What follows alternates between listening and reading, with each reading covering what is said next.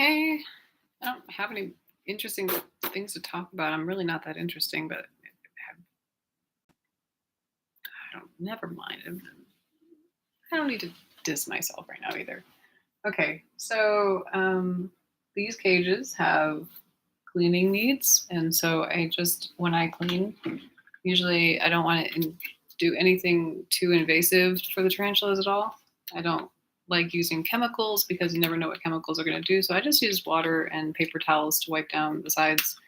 And at the very end, I just use a really dry paper towel wipe in order to make sure that everything is good. So um, this Ornata cage down here is pretty gooky. So I think we'll start with that one. So you can like see the before and the after. And if anything interesting is going on in there, I might do something about it. But just looking at this now, I think I overdid it with the labeling. So maybe I'll go through at some point and fix the labeling. And then there's still some permanent marker back here that I can just take an Expo marker and kind of pretty that up too. So I can get some more consistencies going on with these cages. When I first, in my last move 2 Aprils ago, was really jarring, and I wasn't in the right state of mind to be organized. It just wasn't my I wasn't there yet, I guess. And I'm not really there yet now, but I'm taking small steps in order to make sure that I'm consistently taking care of things daily that mean something to me, and just put a little bit more patience into it. And so when I did move here, this is probably the same label from when I received these tarantulas after I was in my last reptile festival, which was right after it was the first one after we were able to start to reunite and be in small public spaces. This next year, they're going to have their the one reptile, they call it convention, it's kind of like a convention, but it's just more of like a big sales tent over at a fairgrounds. I'm just still not ready to get back in to trying again, because every time that I go out there, it's a lot of effort to get a business license, a business name, a website. The media right now is just something that I'm just trying to work on so that I can be ready for sales again. One of my favorite campaigns to be known was just to get my license plate to say Goody Queen and Gooty Queen. But my favorite was like I also have a hobby as a musician, and a good friend of mine, we used to go to the bars and just drink beers, like these really awesome women that I got to know. And it was right after our orchestra rehearsals, so we would just have fun. I mean, it was a volunteer orchestra to begin with, and they were absolutely brilliant. The timpanist, especially, she had just started playing like in her 40s, and I think like for her 50th birthday, she did a concerto or something cool like that. But she was brilliant, and she like looked at my license plate and she's like, "Goo Tycoon." Dang it!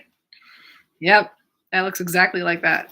So, it was maybe a little bit too much of a mystery around town to be showing that off. But since then my car is not really that great anyway, and the vanity license plate just doesn't seem to make as much sense as it used to.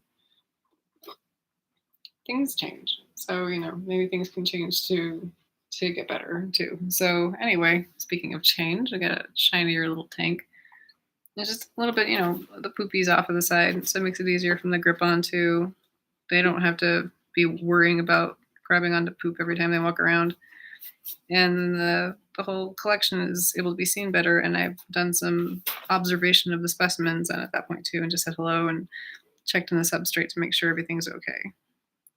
This is a little dry, but as long as there is a clean water bowl and with water in it, I'm more than okay to just keep moving on to the next one.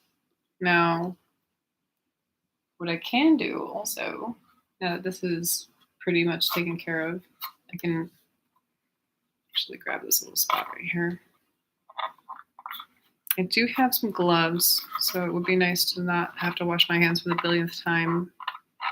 I'm constantly washing my hands for different things like animal care, sometimes plants. And they get really dry, and then I put oil on them, but at some point, I'm just taking off just layers of skin, it feels like. So I might use some gloves that are just like disposable gloves. I have like 100 gloves for like $1.25 from the $1.25 store that I can use too. As much as I want to get this little spot out of the corner, I might just like come back later, since I'm trying to do this consistently for like 20 minutes a day, and maybe get a tool to go up in there, or maybe even like Q-tip it. That'd be cool. Since the spider is in the tarantula, spider, triops are shrimp, so why can't the tarantulas be spiders, huh? Triops are another little love of mine.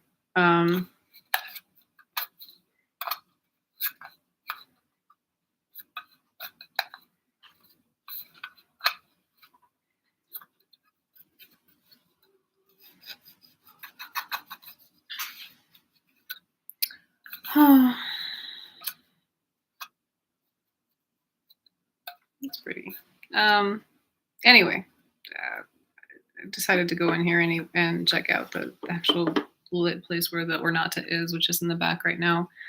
And I'm going to get some of this webbing off to the side too, so it's easier to get to. Now, there's two types of webbing when they put them on the side like this. There's like kind of like this like dense webbing where you can't see inside of the tank as much. And one of the reasons why I would do that is for making an egg sac, and the other is for making a bed so that they can molt on. Both of them are kind of like for bedding purposes, so they have a soft spot to kind of do what they need to. In the case of eggs, the eggs come out in like a liquid combination. So you've got the eggs, and then you've got like this like liquid goo surrounding them, which keeps the babies hydrated as they kind of get absorbed. The water in the goo, I don't know what happens to it actually. That's a great question. I don't know if it goes into the eggs and they like digest it, or if it slightly gets like absorbed outward and like goes through the sac, but it seems like they're pretty waterproof. So I imagine it's something like where it's like becomes like they're drinking, maybe they're like embryonic fluid, but like if you open up a sac, by the time like everything is hatched, it's just dry inside with a bunch of babies running out. If you get to see, I don't know if it's just one guy or if it's now like a trend.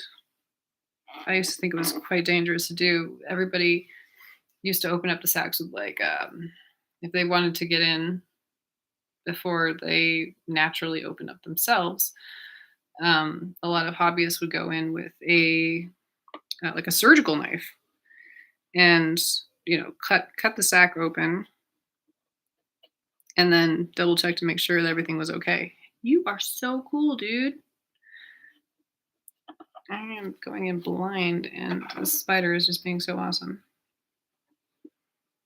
And honestly, I would like to put some more water in the substrate here because it's like it could be recompacted essentially. It's very loose in there. Hey, can you go in? So what I'm doing right now is I'm using paper towel to touch the spider. Hi. They don't like being touched. And in 30 years of 34 years of the first time that I held a tarantula was when I was 9 years old. Just about this time of year, we had moved out to this property after my grandmother had passed, and my grandfather actually moved into this building here. And so we became like next door neighbors with my grandfather for the second time.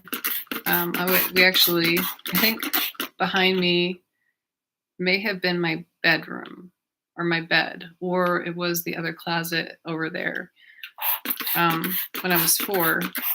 And then we moved back here when I was 9 after grandma passed. And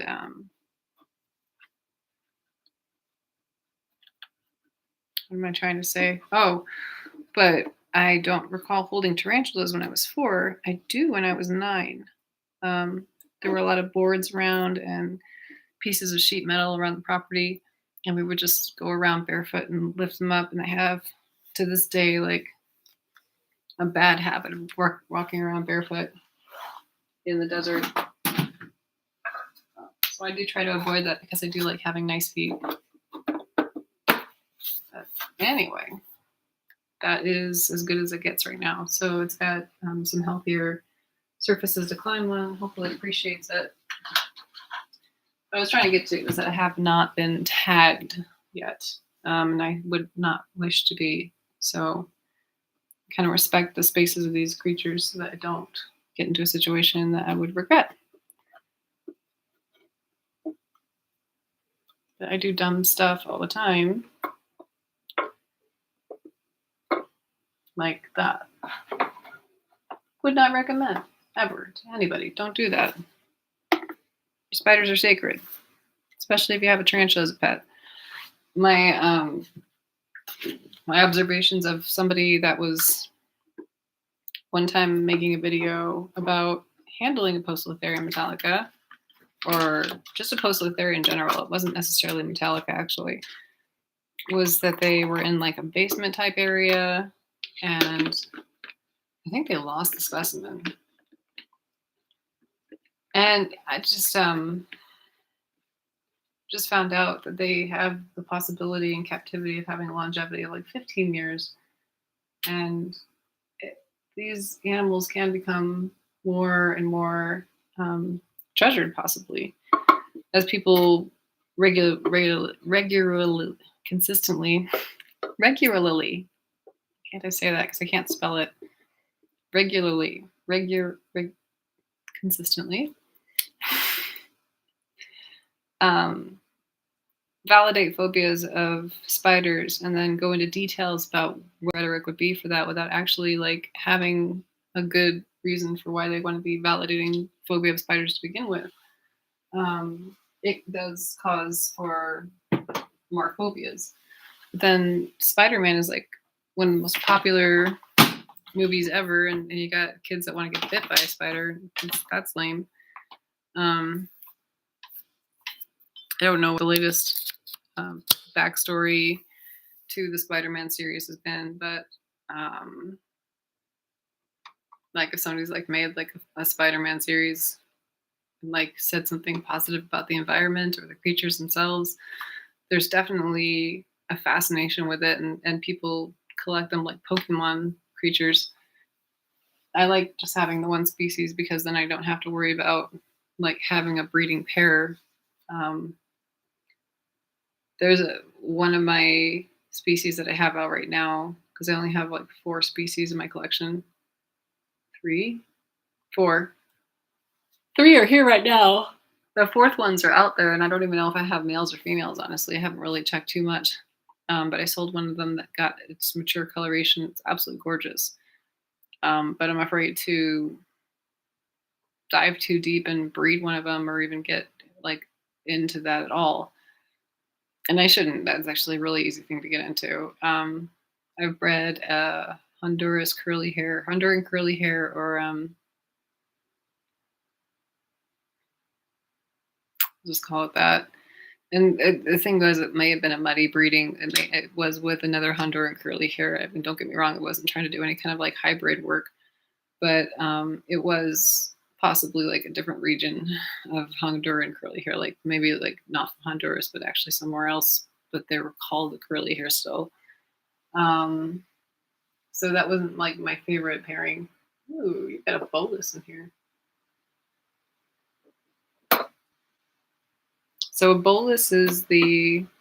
I'm just keep re-explaining myself. Honestly, I'm gonna pretend like we're all just novices here because I think there's so many more like advanced videos out there that are available. But a bolus is essentially like leftover cockroach, and by pouring that into here, I have created a soup of substrate down here. So it's going to be very wet when the tarantula walks in on the side, like literally. There are some isopods under there, so they'll be able to eat it. and that'll be good for them. This does not need any more water. So next time I need to make sure that I'm either changing out soil or um,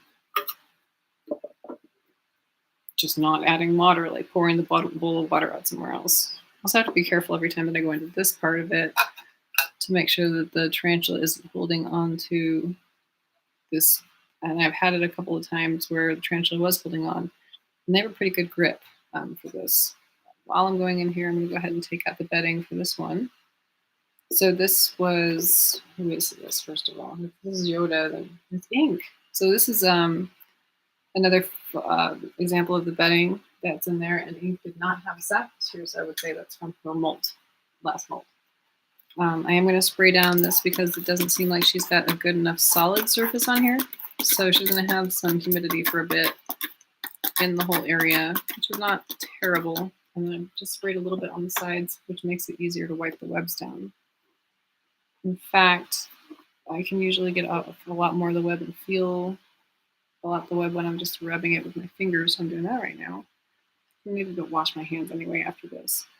But I only sprayed on just enough to get the surface part of it. And I almost want to put a paper towel down just to finish this off with her. She's going to have a wet situation going on for a bit, but she is up on the side right now, which means that she can avoid touching the substrate for like a day.